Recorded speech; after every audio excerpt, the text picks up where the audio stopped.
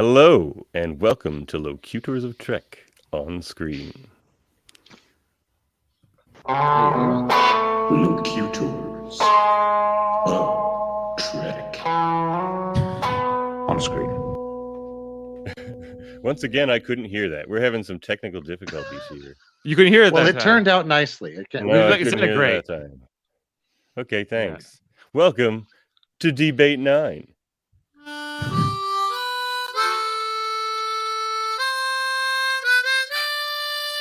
Harmonica.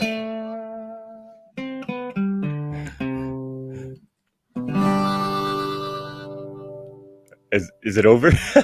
It just ended. Yes. Okay, it just He said, ended. You're asking that Oh, yeah. already.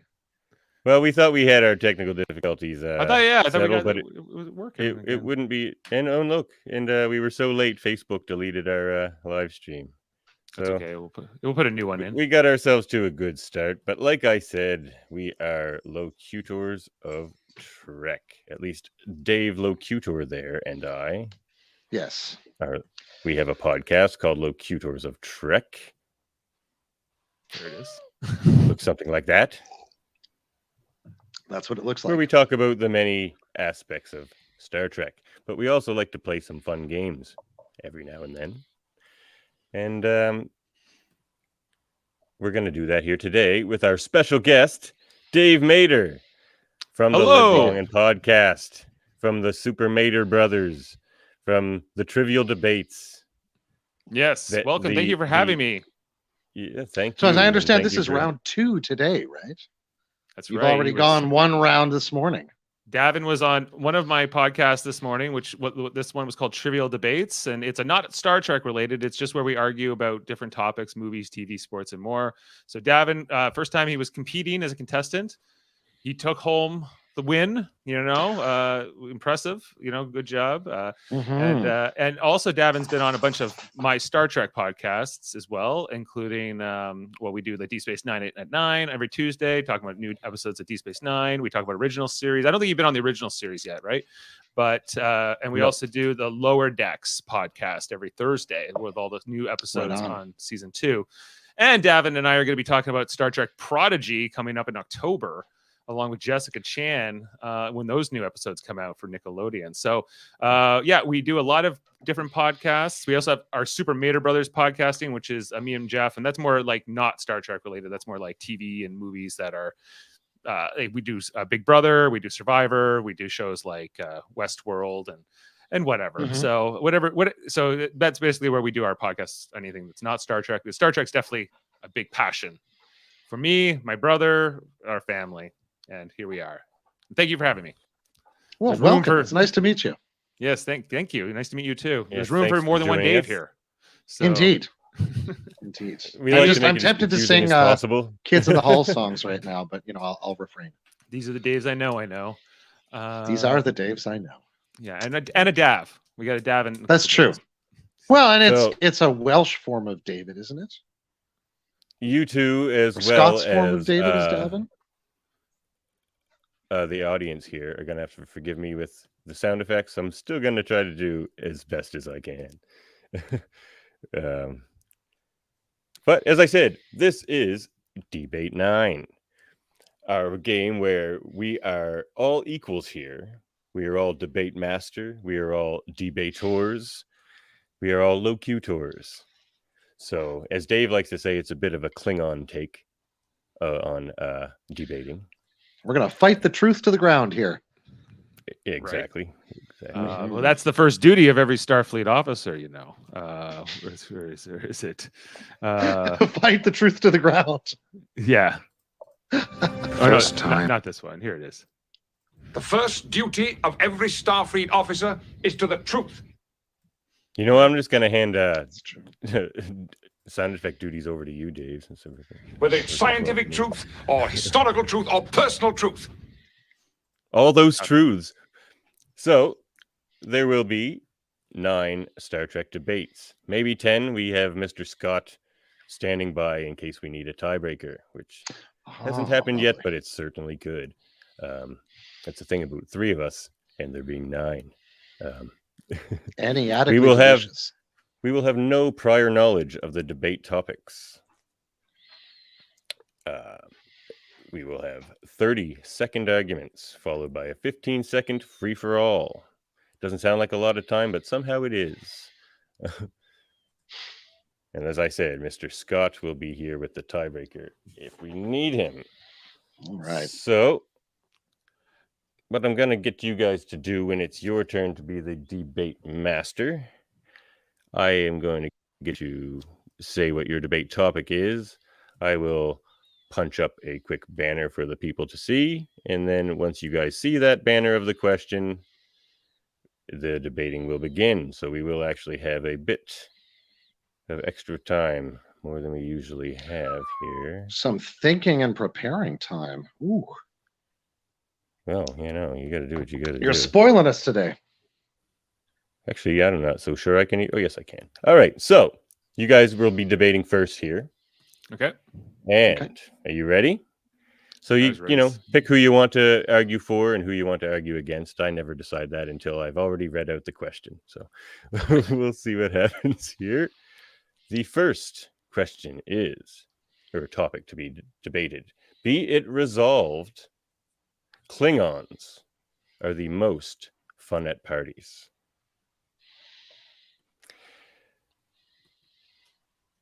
Dave Puxley will be arguing for this. Okay. Be arguing against that they are not the most fun at parties. Yes, you will be arguing that correct, Klingons yes. most certainly are not the most fun at parties. And let's make sure our little trusty timer's on here. Okay. It wasn't. Let's try that again. Go. Okay. Okay. Kapla Batch. Klingons are obviously the most fun at parties. They bring the blood wine. They bring the giant foreheads for smashing. They bring, in fact, a deep love of setting their Klingon heart thumping with the joy of festivity and fellowship. And possibly some bloodletting and knife fighting. So, with that, I would say Klingons are the most fun at the party. Kapla. Well timed. Thank you. Okay, Dave, do you have your counter ready? Dave M. Okay. They are not the most fun at parties because they are often soldiers of a violent empire that conquers others. I remember just watching the episode The Sword of Kahless recently from Deep Space Nine, where Kor is telling all these stories. And Quark says, do you know what I love about Klingon stories? Nothing. Everybody dies and no one makes any profit. It's not a good time. It's just kind of like violent and kind of crazy and well, let me put it to you. How excited Quark was to win a battle. Whoa. What? Who are you arguing for here? Oh, you'll see in a moment when I finish my point, having interrupted me so cruelly. Try talking without a timer on. All right. Ready? Okay. 15 seconds. Go. Quark wins the duel for the House of Quark. That man is mad with joy. Klingon party joy. This is back and forth. Get in there, Dave, if you like. Well, Quark only did that because he was fighting for his life. And He just didn't know how much fun he was going to have. He was happy to get that divorce. Also true. Good party. Did you guys hear that explosion? We sure did. I did. Okay. Is that the end of the timer? Yeah, if you hear a phaser fire, start. If you hear an explosion type thing, stop. Okay. Okay. You got it. All right. Okay, so that's tough. That's a tough one. Dave going with the life of the party with all the violence and the Blood wine. bloodletting, of course, yes. And Dave Mader arguing that that in fact is what makes them not so good at the parties, is they're just soldiers, and it's like they're not the most open to partying attitudes. And I think Dave Mader squeaked this one out. Aha! Good job. Dave. I am not Well a merry done. man. Geez, that could have won you the And debate sealed right it there. with. in fact. I was going to say these sound effects are Oh. going to be hurting my debating. It's terrible. All right. All So now right, who's so, next in our rotation here? Well, we might as well go with you there, Dave, my Binar brother-in-law. Okay. All And right. I- 001011 to that. Okay. Now, okay. So the proposition to be argued is, given the adaptability and flexibility of the Echo Papa 607 system, the planet Minos should be interdicted in some fashion, like but not exactly the same to necessarily, as Talos 4. Dave, you'll be arguing So what for is this. what is your top? What is that? Say that again. Minos? The planet Minos from Arsenal of Freedom. That's right. I don't. It know should be what planet you're talking interdicted. about. You remember the weapon system? It's in season 1, episode 21 of TNG. They go down to a planet. Jeez. The USS Lollipop shows up in it. Beverly breaks her leg. It's the planet that produces continuously improving weapons. Okay. Yes. And Yes. Geordi ends up having to separate the saucer and the battle drive. Actually, it's a beautiful moment of encouragement to two ensigns, I think, or an ensign and a young lieutenant. So be it resolved. What now? That the planet Minos should be Okay. interdicted in some way, like the only other planet that has this, Talos 4. Like having a strong what's Talos penalty 4? against visiting it. Talos 4 being the home of the Talosians, who Oh, right. Yes, because you're not allowed to I'm go familiar there. I got you. The That's Talos right. 4. So I'm it's the only arguing- thing the Federation will kill you for. So I'm arguing that they should have the death penalty for going to this planet too. And that should at least be interdicted. Doesn't need to be the death penalty, but it should be interdicted to go to the should be forbidden to go to the planet. Yes, it absolutely should be. Because Now, are we ready to start? Oh, who's arguing for? Dave's arguing for, you're arguing against. Okay. Are we ready to begin? Okay, go for it. I heard the phaser. Okay, so the planet should be interdicted against because this technology is extremely dangerous. Because if it becomes more and more, it gains more prisoners and becomes more adaptable, it will eventually become to a point where Starfleet can't even go against it. It's going to be a little bit like Control in Star Trek Discovery that became this powerful AI that they couldn't control, and no pun intended. And then they're dealing with a very similar issue here that they have to contain it. There's an Right, explosion. right. Okay, Okay. I guess that's over to me then. indeed. Start yourself off. Oh my god, it opened up a whole new screen. Well, let's try a different button. Does that one work? Yeah. That was a lovely phaser shot. Oh, excellent. Okay, so the thing about Talos is we're dealing with sentient people here that don't want you on their planet. And the dangers of actually going against that is not worth any of the repercussions that could have. Whereas Minos is a situation that is ever evolving, and like a blanket stay away doesn't seem to make sense for that situation. Interesting. So if I understand your argument rightly, there aren't sufficient similarities between the cases. Oh, we've lost Davin. I think that's what he was trying to say, is that there wasn't. That's my sense. Yeah. Yeah. I think my counter to that is that like it needs to be quarantined like like as a serious malevolent computer system that could snowball into something much more dangerous. Sure. And in that way, I think you're sort of both arguing a similar side, but for different reasons. This is very interesting. We have 15-second debate. I'm back. Mine crashed. So that's right. We were just chatting, waiting for you to come back. No points for being scored during that time, of course. No points, guys. Like, it's not the Talosians. No one's asking them to stay away. What's going on here? Come on now. Why do we need to stay away from Minos? We got to stay away from Minos, Davin, because it's dangerous. It's so dangerous. They can become like the most sophisticated security system ever. Okay. Oh, we lost him again. Jeepers. Was it something we said?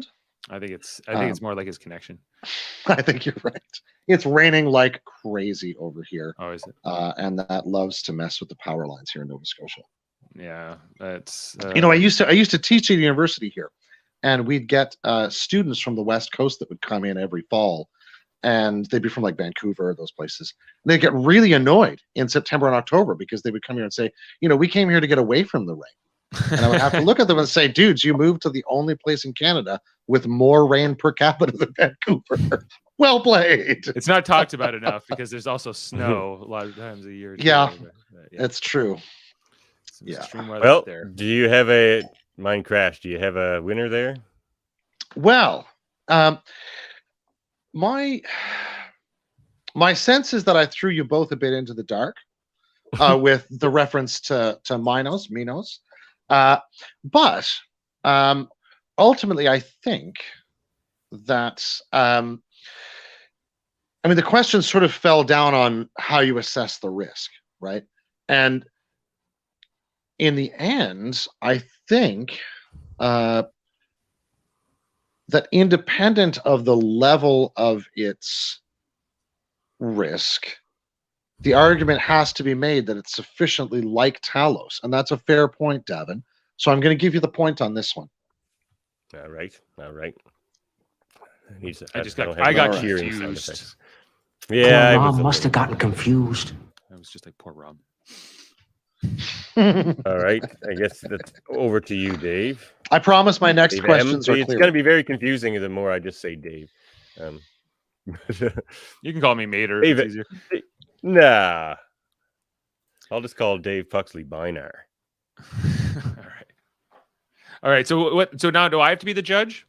Yeah, you are the judge, and you have a topic for us to debate, I suspect. Oh, was I supposed to prepare one? 3. Damn it. Did you not do that? No. Well, this has basically just been a friggin' I have so many things I could ask you. All about. right, throw something out. Hold on. Yeah. Okay. This is going off the rails fast. This is great. Okay. Let's. I might not post this anywhere. We're just playing. Okay. Anyway, Who's the, let's go with something maybe a bit more edgy. Let's talk about one of my one of the most controversial people, I think, is Chakotay. Akuchi Moya. Well, and his portrayal as a Native American character versus James Doohan as a Scottish character. So maybe we'll go with that. Who's a greater example of cultural appropriation? Okay. Greater.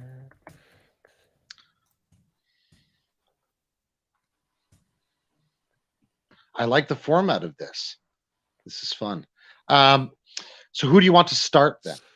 Since we're sort of both arguing for something here. Yeah, Davin, you're gonna be Scotty. You're gonna be going, and then Dave will be on Chakotay. So Davin first. So I am for Mr. Scott being more culturally appropriative. It's more. It's a bit more. It's a bigger. So like we're almost like arguing degree of egregiousness here. We're talking about yes. Okay. How do we judge the degree of egregiousness, if at all? I think is. And I'm for Scott. All right, Mr. Scott. I'm doing away with the sound effects. You got the heavier lift here, Davin, for sure. So, Mr. Scott, yes, I certainly do. Mr. Scott is certainly not Scottish. Mr. Scott doesn't even know which accent he is doing. So not only is he appropriating the Scottish culture, he's telling fibs about what his accent is. If he's talking to somebody from Aberdeen, he says it's a Glaswegian accent. If he talks to somebody from Glasgow, he says it's an Aberdeen accent. The whole thing is dishonest. Yeah. Parents, my poor parents. Okay, over to Dave. Yep. Okay, so my argument is this. Chakotay is the larger example of cultural appropriation, not because of Robert Beltran, but because of the whole pattern of research and promulgation that refers back to 5 centuries of the cultural destruction, appropriation, fetishization, marginalization, and generally sort of pop culture iconization of the Red Indian, right? Those kinds of things ended up being deep problems for Beltran himself in portraying Chakotay. Absolutely. Rebuttal, Davin. Uh-oh. He fled. No, I mean, I think, you know, part of the point may be that if they're both being treated as sort of these ultimately empty types of a thing, that there's not a huge difference. I think the real difference lies in like the framework behind it, you know? Right. Yeah, it's interesting. I had a whole different argument put out for Scotty because I was trying to guess which one you were going to get me to argue. All right, I crashed. Did you argue without me here? No. We were just commenting. Yeah, I'm officially so- giving up on the sound effects. They're crashing my computer. Okay. All right. All right, 15 seconds. Yeah, let's do 15 it. seconds. Go. Chakotay cannot be appropriating any native culture because the person who was advising that culture's representation was Jewish. It didn't know anything, just made a lifetime of scams. I suspect that is the definition of cultural appropriation. Mhm. Yeah, but what were they appropriating? Nothing real. You know what I'm saying? There was no appropriation. It was just That's a fantasy. I mean, turning it into a fantasy, turning it into an object of imagination as opposed to a real historical group or person or groups is, I think, yeah. Well, but in that that's sense, fine. you know, Doohan does the same to the Scots. I'm not saying that's not happening on both sides, right? Right. That is a controversial one. It's a controversial one. I think I'm gonna somehow I'm going with Davin on it on this Ooh, round. Just because I think he managed to have enough examples of how Scotty was just like all over the place with his portrayal of being a Scotsman. I do love that interview, by the way. I think is that Johnny Carson or somewhere he shows up and it's, oh my God, it's a delightful. Yeah. Oh yeah. Right. And even when he did, I've seen this interview he did like with the BBC at one point. They're like, "What part of Scotland are you from?" "Actually, you're American." "Oh, Canadian?" He's like, "Yeah, I'm kind of like Irish Canadian." And I thought that an engineer should be from Scotland because they have good engineers. And that was really it. And then he was isn't he from like Winnipeg or something? Vancouver. Vancouver. Okay. Yeah. Originally. Yeah. So. Okay, I will think of a more prepared question for my next question. That was more. Okay. That was very that got my juices. You've got going. at least 3 minutes. Yeah, I got at least 3 minutes. Okay, we're So moving on back to you, I think, Davin. Topic 4. Now, be it resolved. Oh, it's gonna do it like that, is it? Okay, that's fine. That's fine. Let's get rid of that one. Be it resolved. Cardassia is a better fit for the Federation than Bajor. Because as we know, at the end of DS9, Bajor was still not in the Federation, and neither was Cardassia. So,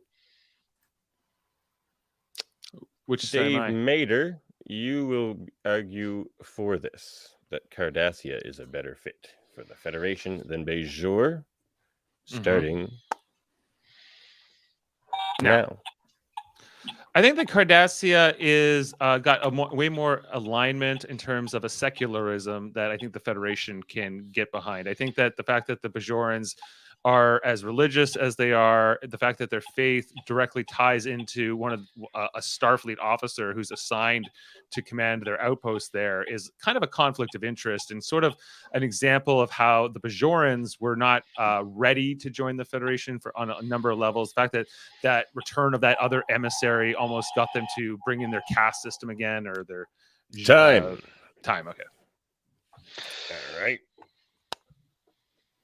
Against this, Dave. Okay. Well, that anti-spiritual sense is only true at the level of the Federation's constitution. Every culture in the Federation has deep and potent spiritualities, including Vulcans, Andorians, humans, and others. So to say that this would exclude Bajorans is silly. The real thing which moves Bajorans toward the Federation is their sense of fairness, their development through a planetary trauma, which is actually something that brings a lot of planets into the Federation. Okay, that's a tough one. You guys might want to kind of attack the other as far as why the other is not as good a fit on this one. I do think that the Bajorans have too many internal issues to work out in their society, specifically around like their mistrust of aliens, specifically around their mistrust, their strong doctrine around the religion. Whereas what around Cardassians, the Tapa Council and their general rape of other cultures? yeah, that's not good too. All right then. All right. Wow. Oh, this I'm is not gonna shine a light on those things. Dave Mater arguing that the Cardassians are more culturally fit for the Federation, where they are more secular and that type of thing. Whereas Dave Puxley says that their temperament of the Bajorans is more that of the Federation, more open and more. Yeah, I was arguing less- sort of the ethical less- side in that sense. Yeah, the ethical side. Yeah. And Dave Puxley did make a good point, like about only on the constitutional level is that really the case, is we do see some deeply spiritual people in the Federation. I think it's like a conflict of interest to see like the Kai of Bajor also become the first minister of their civilian government, which did happen for a time, and we saw how they almost became like a theocracy. And Cardassians, we just haven't seen. Yeah, anything that's like a really challenging moment of development, right? And in some ways, it kind of reminds me of the role somebody like the Dalai Lama plays for Tibet for a considerable period of time, right? In terms of being a sort of de facto head of state in exile, but also having this religious function. Yeah, it's a really, like, we're definitely seeing them in a transitional moment. I think that nobody really believes they can remain in. And the question child.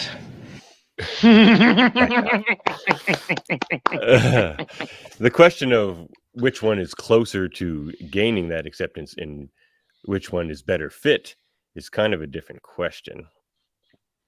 And Right. I think that the Cardassians are a diverse people, but I think that they're just they're good ones. I'm gonna give this one to Dave Puxley, but it was close. It was close. Those were really beautiful arguments. One thing you'll notice, Dave Mater, is Dave Puxley likes to save a swift uppercut for the last second. And, that's all right. This was another one of those. I am a fan of the swift verbal uppercut. Yes, he's won more than one because of those swift verbal uppercuts. That was a close one, and the uppercut sort of took it at the end. But just based on your arguments, I guess. But what a beautifully Klingon game.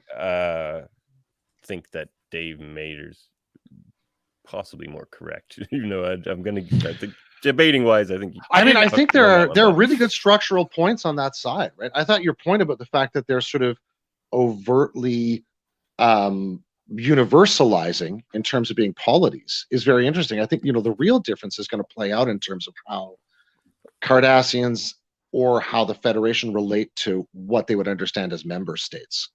I think that's where like the gritty parts would actually start showing up. Not to say that it's impossible. And I think we see that showing up later on in Discovery, right? That it looks like the Cardassians may actually have joined the Federation at some point.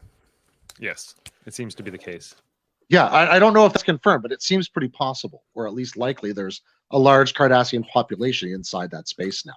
Because that's the other thing, like we never really count on that fact that even if you're not a Federation member, you can still join Starfleet, you can still move to a Federation planet and become a citizen, right? That's at the level of the individual as opposed to these superstructures which are jostling against each other in this kind of tectonic fashion. And what would happen with Cardassia in the aftermath of the Dominion War is sort of this whole other question, because once that empire fell, what is sort of like there would be like sort of like the whole war period or whatever afterwards, like the reconciliation. I would think so. Yeah. Similar to what Germany and Japan probably went through. And what would sort of be like the long-term effects of that on the Cardassian culture? Like could they turn it around? And I think our only recent hints are the Garrick novel, which I think Davin has a copy of, and then the lovely piece of beautifully acted fanfic, which was Alone Together, which is like maybe my favorite thing to come out of the pandemic. Thank you, Andrew Johnson. Thank you, guy who wrote it. Thank you, Alexander Siddig and all the guy who people wrote it that from were in Cape it. Breton, I think. Really? Oh, so. dude, you should come on this podcast. That'll be awesome. Write us more stuff. Dude. We'll act You're it probably out. not one of the two people watching this right now, but if you are. I wish we were. But also, Anyway. Dave Mater, I don't think you. So I think we're on countered to me now, are we? Yeah. I don't think you countered effectively that a lot of religious culture. Oh yeah, that's fine. Yeah, the Yeah. Cardassians definitely are bad too.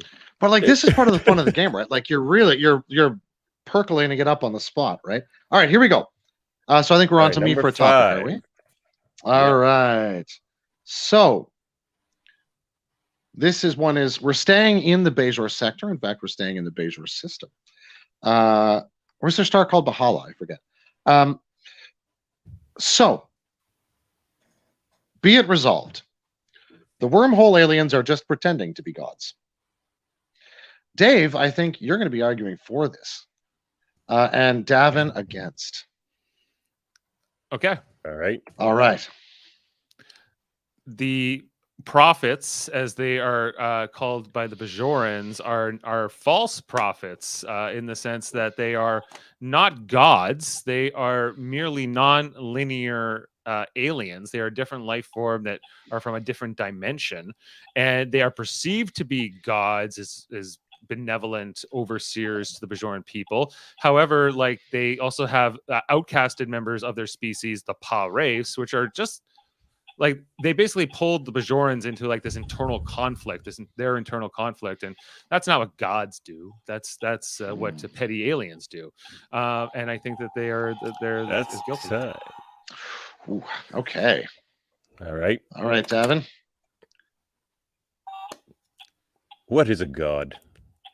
Is a god something that protects you and gives you something to be faithful about and faithful towards? Is a god someone that helps your society or helps your people advance and reach their fullest potential? Because if so, then the wormhole aliens or prophets, as I might prefer, are certainly gods. Oh, lovely points on both sides. Kind of a functional argument for divinity from Davin, threading its way toward the metaphysical, and in another sense, a kind of an argument about substance from Dave Mater. That these things are substantially not divinities, but they're running a good long con ultimately. Free for all. Yeah, like I or maybe that's not how you would characterize it. Well, somewhat. I think that like what to Davin's question, what is a god? I think that a god would play some kind of role in like the creation of. Well, that's the thing. Worshippers. So then you have won this debate, but I would argue that that's not the case. Kalas is seen as a god on Klingon. He didn't create the Klingons. Well, I don't know if he's seen. Interesting. I think he's seen as more of a messiah figure or some kind of a holy figure, but not a god per se. I think closer to like a Muhammad or Jesus, maybe so maybe having semi godlike or something like that. But I think straight up gods. I would argue from the Council of Chalcedon, the definition of Chalcedon in 480 something. Certainly, at least the ancient church considered Jesus fully divine. So there's a trick there, but Muhammad, the Buddha, all those guys still make your point beautifully.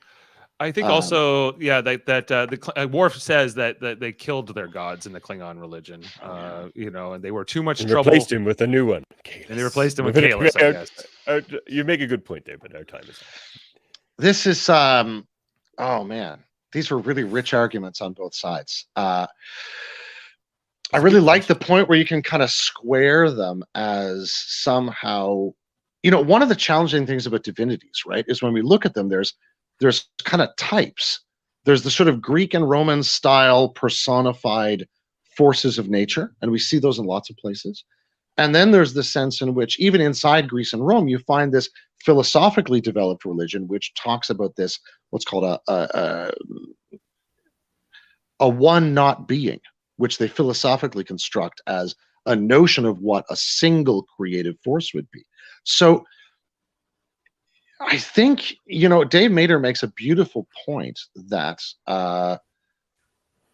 these could simply be creatures existing like other creatures, but with a wildly different mode of existence that allows them in their interactions to be understood as divinities. Maybe they're not even interested in being understood as divinities. But nevertheless, I think Davin's argument about function prevails in that the relationship of the Bajorans over time relative to the prophets or wormhole aliens' independence from time has actually had a constructive, creative, cultural effect. Weirdly, this also makes Ardra a god, however, which I think is a nifty possible outcome from this argument. No debate is perfect. I'm giving the point to Davin here, but well, there are some beautiful deities out there, aren't there? She did mainly impersonate the devil. It's true. Right. Well, I guess and the logic is if I accept you as a god, then you are a god. What you hold true on earth, I hold true in heaven, if you will. Right. Yeah. Lovely point. Mm-hmm. Yes. Yeah. Oh okay, man. Is it my turn? Okay. I think it is. Yes. It is. Okay. Here's my question, and number 6. Number 6, and what I'm going to go with here is we're going to be looking at 2 of our captain characters who didn't start off as captains. We're talking specifically about Benjamin Sisko and Michael Burnham. So in Benjamin Sisko's point, he starts off as a commander and then becomes a captain at the end of season 3, and he is a captain for the rest of that.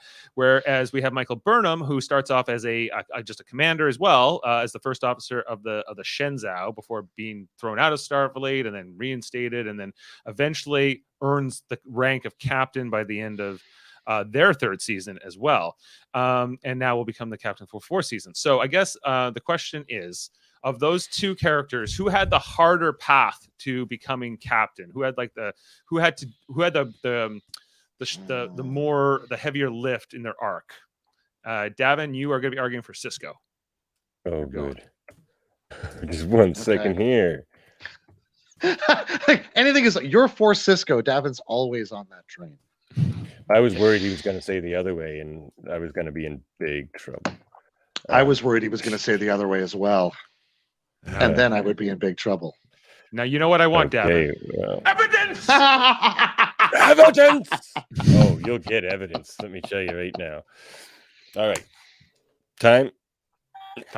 Ben Sisko went into Starfleet not necessarily wanting command, but he was thrust into that role. And what did he have to do to earn that respect of his peers? He had to become one of the greatest battle commanders in the entire quadrant, lose his wife to the Borg, be reassigned by the person who killed his wife. It's a tough go. It's a tough go.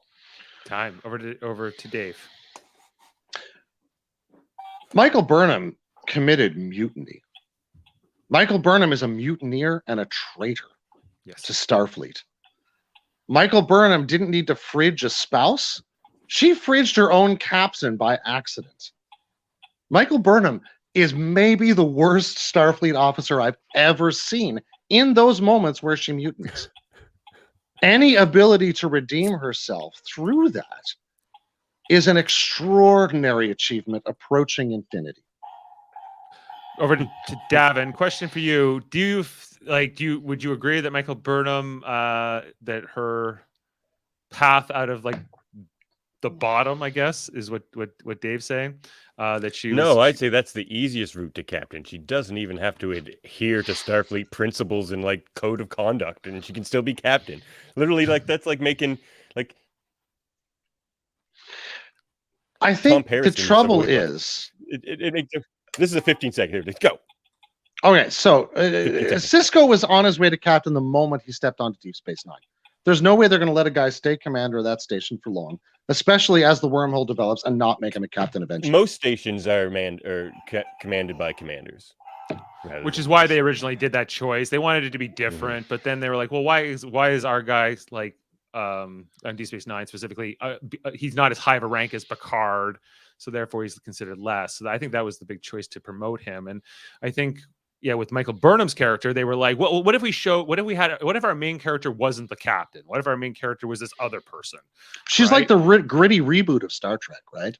Right. But now they've decided in both cases, no, our main character has to be a captain because that's what people expect from Starfleet and Star Trek shows. Like a captain's at the head of the show. That's a fair point. Yeah.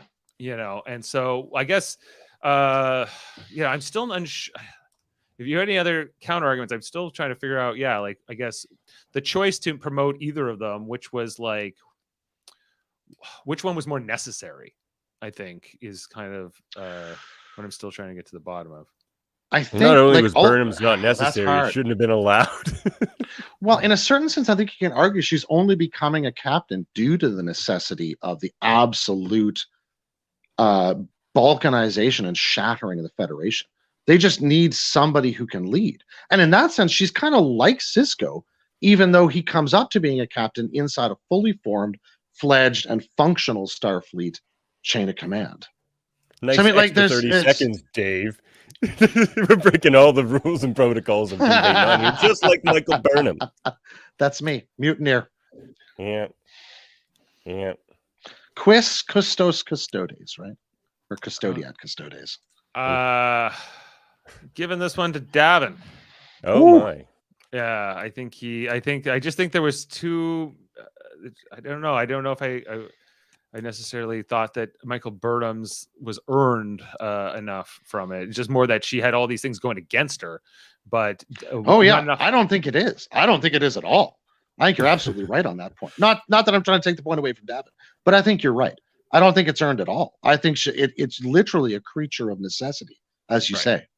Yeah. And so I just don't. Yeah, it just seems like it didn't seem like you were even arguing she had earned it fully. Which I just think she's basically been keel hauled into captain. Yeah, and maybe I should have literally used that phrase, but yeah, no, like it's a weird road to get to captain. Yeah, it's like failing upward a little bit. In a certain way, right? Not that she doesn't have her excellence and her virtues, but she kind of has failed upward. Because the first episode should just leave her in jail for the rest of her life.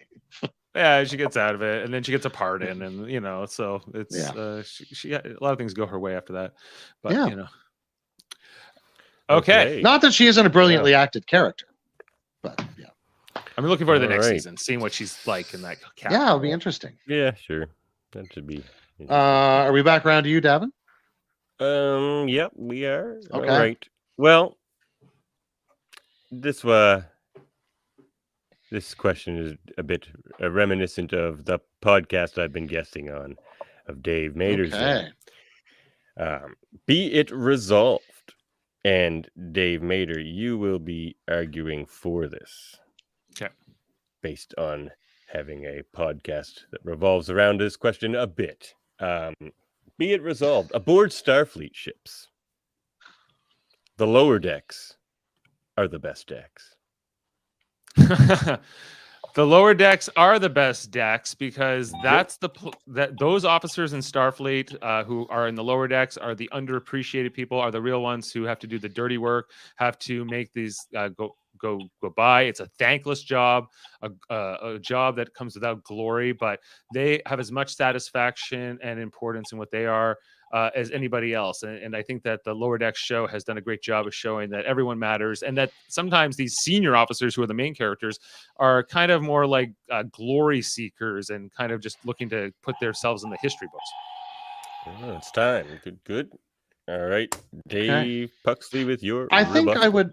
I would call Lower Decks an applied situation of the hermeneutic of suspicion, where we can poke fun at some of the higher ups. But let me ask you this: apart from Beckett Mariner, where's everybody aiming? Everybody is aiming for 3 or 4 pips on their collar, maybe 2.5 or 3.5, but everybody's aiming to get into those positions where you have the leeway to make decisions that are going to affect the direction of the ship, the nature of Starfleet in the future, how diplomatic situations develop. Okay, and 15-second free for all. So the point is really that everybody is actually aiming to get out of the lower decks, even though those lower decks, as you say, are formative to the spirit of Starfleet. They're still not the place you stay. I think it's all about a matter of what makes you happy and what sort of you need in your own career. You know, I think it translates really well to real life. You know, if you're in a certain level in a company and you get to a certain level, you're saying, well, aren't you going to go to the next one? Aren't you going to aspire for the next tier? And maybe not. I think that there's the episode with Mariner where she gets promoted to lieutenant and it's a punishment, right? Where she's like, no, all I do is work all day. I have no time for a social life. I have no time to be myself. Sure, that's precisely because right. she's rejected the kind of structure that would move her up the ranks. Well, it does seem to me, Dave Mader, you may have undermined your own argument there slightly. Because as you said, it's about what makes you happy.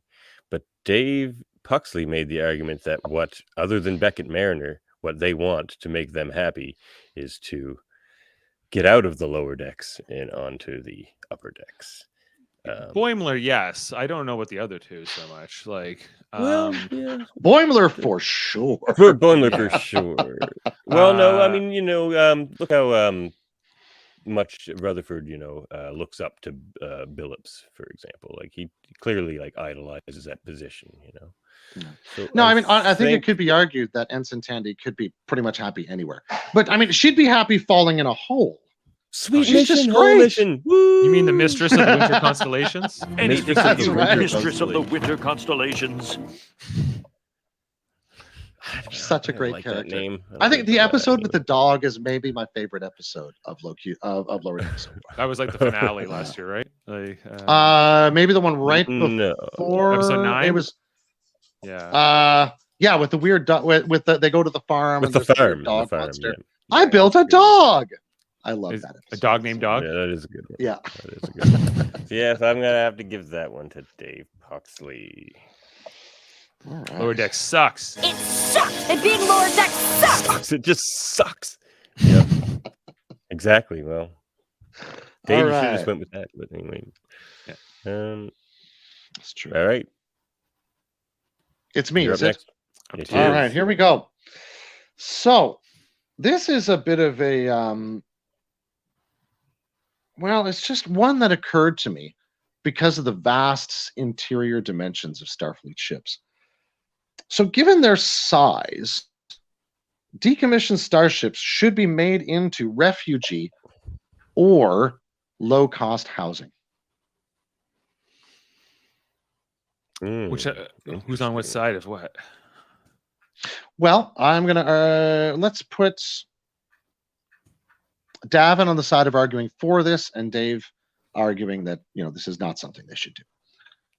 I'm arguing that decommissioned starships should be used as cheap housing. Yes, Repurposed for housing and shelter. yes. I will argue Okay. against this.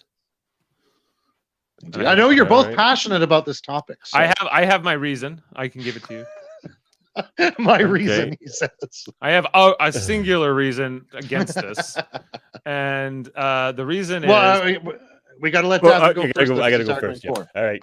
Yeah. All right.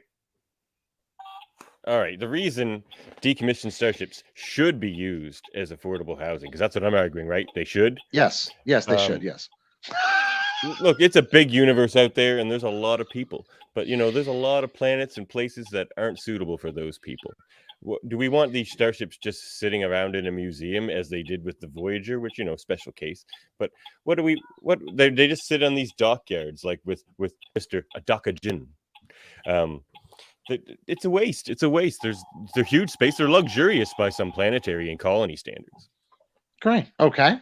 And Dave? I think that the vastness of them might be one of the more practical reasons against it, because you'd have a whole lot of interior sections, especially of like the Enterprise D, that would have no windows, and sort of would be not conducive to living into. Plus, you have to power it and everything else. But I think the main reason is that these starships go to strange new worlds and get all kinds of anomalies and weird alien infestations and all kinds of different baggage that come from the missions, and you don't know when those are going to creep up, when some unknown sample is going to jump out of a room and then poop you out like a slug. Okay, and for the 15 wow, second back and I was forth, not expecting that to go where it did. All right, here we go, guys. Go for it. Go. 15-second back and forth. Yeah, no windows. Well, pooped by a slug. Think about Romulus. Romulus blew up and it destroyed their civilization because they were stuck on planets. If they all lived on ships, they could have just got out of the way. Oh my God. I don't know if there's a better phrase from this whole debate thing than poop via slug. Mm-hmm. Oh, that's pretty awesome. Trademark Locutors of Trek. Sorry, Dave Mater. That's right. Snap it on the street. That's wow. I had not at all considered infection control. I had honestly been thinking of this purely as a resource allocation question. In which case, Davin's argument is extraordinarily well made. There's no point wasting all of that stuff and just sticking it in a museum. But they do crazy science on those ships. Yeah. And they run into temporal anomaly and all kind of, yeah. I mean, if the Enterprise D is any standard by which to judge Starfleet, those things are death traps if you drop them on a planet. Well, think about that episode where the guy he left that empathic imprint in like the nacelle where he had jumped into the plasma field, and so he had left that behind. Like that was from 8 years ago, and that affected Troy to the point where she almost killed herself. Like, who knows what else is going to come with these ships? That's but they'd scrub those things before they put refugees in them. You want to sanitize it? Good anomaly scrub. Think of the Romulans, Dave. The Romulans. The Romulans. Good Barian sweep, eh? Starship Mine is one of my favorite got to live somewhere. They don't want them living in the Federation. The refugee crisis. The Romulan refugee crisis of the 80s. Chase them away on horses, they say. Oh my gosh. All right, Dave Mater, you're getting that point. Thank you, sir. Anomalies, somomalies, I say. All right. Random anomaly. All right, the score is Dave Mater 2, Dave Puxley 2, me with 3, with 1 question remaining. Interesting. Okay. It's back to me again, isn't it? Okay. Yeah. Whoever wants, they can have the argument here. But who is the better romance? Was it Worf and Jadzia, or was it Tom and B'Elanna? Oh no, you got to decide. Dave I'm Mater. taking. You get out of here. Both Dave of us Puxley. want one side of this argument. Yeah, that's why we don't get to pick. I know. Dave Mater, you decide. Okay, you get Tom and B'Elanna, Davin, and who's the better romance? Yeah, who was the better? Who was the better Star Trek romance? Romance, Tom and B'Elanna, or who? Or so who's starting the Worf debate and off? Jadzia. Dave, why don't you go first this time? Okay, who in Star Trek has had a Klingon wedding? Hey, hold on. Hold on. Oh, you got to do the thing. Yeah, I'm just trying to do the thing. Oh, right, you're typing. This Sorry. eventually. Worf and Jadzia, and I'm arguing for who? Tom and B'Elanna. Tom and B'Elanna. Okay. Okay. Well, so fine, whatever you got to do. All right. While they have their moment in space, Tom and B'Elanna can never compare to the meeting and beating of two truly Klingon hearts when we see Jadzia and Worf get married. Even the moment when they meet, when they say, you know, I don't normally dress like this, and Jadzia says something to Worf in Klingon, you know there's fire and there's sparks happening there. And it is just magic from day one. He likes her B'Elanna hat. and Tom have, he does. They got some sparks, but he doesn't throw a man down and take his knife as the first move in that romance. That's time. I concede the time. rest of my time. All right, I Davin. concede the rest of your time that doesn't exist, but that's fine. That's right. I still appreciate the I gesture. concede it. Tom and All right. B'Elanna. Why were they the better romance? Look, Jadzia and Worf were tailor-made for each other. She was a former ambassador to the Klingons, you know. Tom and B'Elanna were the impossible pair. It was only true love that brought them together. He was a Maquis traitor, like someone the Maquis hated for selling them out, and she was a Maquis. Like she shouldn't even have wanted to spend the same time in a room with him, you know. But they got together, and despite all their differences, the Klingon arguments with only one side being very Klingon and still coming out stronger. Okay, free for all. Okay, so Jadzia and Worf are the ones that remember Worf goes and leaves his captaincy behind, and Jadzia Oh, it was very nice, but that's pursues just a him very across Klingon thing to do. planets. That's more about being a Klingon than being in love. Tom crossed the quadrant for his love. That didn't make a lot of sense, but you get my point. Love. He lured her. Keep going. I don't know if I've made up my mind yet. Another 15 seconds. So Look, Jadzia and Worf, like they had a nice one of the wedding, things and that's that's beautiful it. to me Come on. is that the depth of that love outlasts Jadzia's lifetime. Worf actually ends up falling in love with the symbiote as well. He was trying to And get has with to every, disentangle like, himself 20 from minutes that. later. Come on. Yeah. I don't know. Okay, I gotta go Who with Dave makes on this the one. best? Well, we're gonna have to call up our phone a friend. Kapla. You Oh man, this is great. guys chat amongst yourselves a moment. We're bringing in Scotty. We got to bring Yeah, in we're all Mr. Scott verklempt. to settle. We're all tied up here. This is That's great. fine. That's what we're doing. All right. Where's Mr. Scott? Yeah, hopefully this works. This is this is an interesting trial run of video podcasting. I'll tell you that much.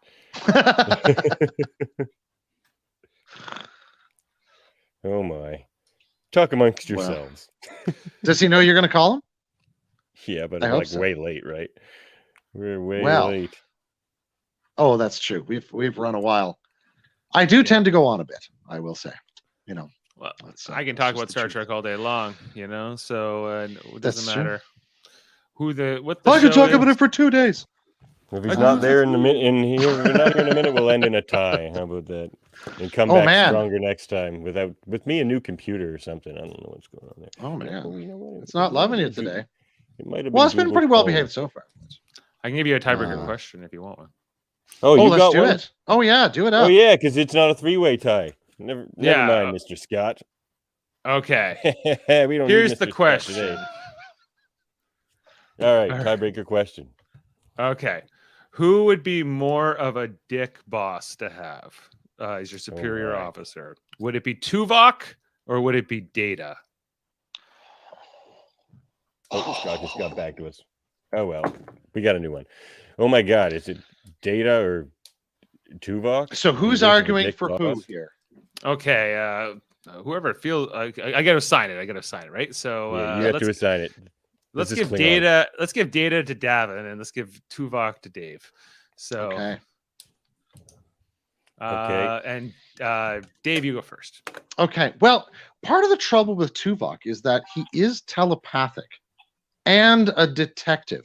As much as Data likes Sherlock Holmes, Tuvok actually works in the realm of law enforcement. And so I can only imagine that he's both a stickler for the rules, if we remember from his training of the Maquis folks early in season 1, and he's also not profoundly compassionate. Right. Nor is he particularly interested in anything but the therapeutic good that will maintain function.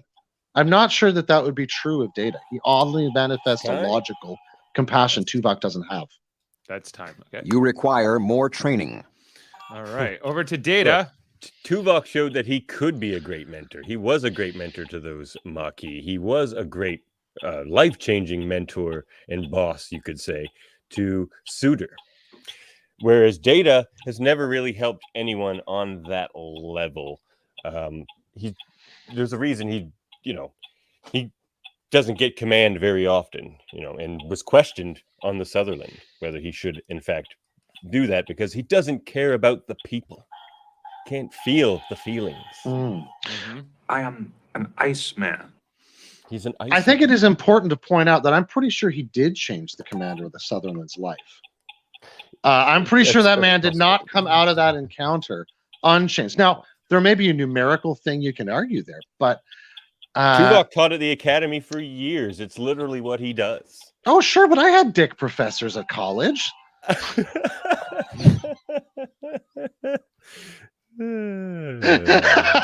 Get out of here with those uppercuts. I'm sick of it. I'm sorry, all my professors that I just maybe referenced. Uh-oh. Rhetorical purpose. Talking about myself. Well, you know what? That could have been me sometimes. That's what some of my student evaluations said. All right. Yeah, like so Davin, do you think that Data's got an example of being a mentor to somebody or sort of being like helping somebody like grow in a command sense or in a professional sense? Well, since I'm arguing against him, I'm going to say no. No. But okay, but Tuvok maybe does have an example or a few examples like that. Tuvok's great. He's a great teacher. Like that's why he, I just wanted to. Well, I think one of the things that you could maybe say for Data. But. Sure, but I think one of the things we find about Data is that his interactions are normally shown in terms of interpersonal relationships, providing the most profound challenge. The moment on the Sutherland stands out in a certain way, as do a couple of other moments in terms of Starfleet operation, but he's often shown in interpersonal situations having challenges. Whereas Tuvok falls into that more natural Spock role of being the sort of Starfleet officer you can push at for his logical qualities. Where you think, oh yeah, you do have feelings, you're just hiding them, jerkface. I don't know whether that argues for me or against me, but I think it's a really interesting sort of comparison between the two. Wouldn't be the first time you've hung yourself. And I guess it also comes No, the problem is I get in love with the argument and the thinking about it. Like, which side was I on again? Crap, I forgot. Well, it comes down to, I guess, like which more one of them is more rigid, which one of them would be more unforgiving from a mentorship, from a disciplinary thing, And I think that they both have. I think they both are good candidates for this. And I think based on the arguments today, I'm going to have to go with Data being the more likely to be the boss you hate. Geez, did I just win? Man, you're on fire today, dude. That and I was always 0-2 in debate nines before this. Well, now it's 1-1-1 though. It's 1-1-1. There you go. Oh, man. Yeah. Sorry, I wasn't as prepared. I should have read your full thing. Listen, maybe we'll just have you be unprepared every time, and you can bring good questions like that. They were lovely when you made them being Chief O'Brien for us was pretty handy. I think it actually might be Google Chrome that was messing up my sound effects. I don't know. I'm going to mess with that some more. We'll be back better than ever. This was a trial run for Locutors of Trek on screen.